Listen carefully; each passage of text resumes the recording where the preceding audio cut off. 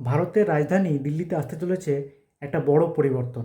Delhi police চালু করতে যাচ্ছে শহরের প্রথম অল উমেন পুলিশ স্টেশন। থানাটি তৈরি হবে উত্তর দিল্লির সবজি মান্ডি এলাকায়। এই থানার সবচেয়ে বড় বিশেষত্ব কি জানেন? এখানে সমস্ত পুলিশকর্মী হবেন মহিলা এবং একজন মহিলা অফিসার সেখানে নেতৃত্ব দেবেন। এই থানায় কী ধরনের কেস নেওয়া হবে? মহিলাদের বিরুদ্ধে হওয়া সমস্ত অপরাধ, যেমন হেনস্থা, স্টকিং, ডোমেস্টিক ভায়োলেন্স, এমনকি গুরুতর অপরাধ যেরকম রেপ বা পক্সো কেস, সব কিছুই এখানে রেজিস্টার এবং তদন্ত করা হবে। আগে এই ধরনের অভিযোগ আলাদা আলাদা থানায় নেওয়া হতো, যেখানে সরাসরি এফআইআর করা যেত না অনেক সময়। আচ্ছা, এই নতুন থানার লক্ষ্য কি?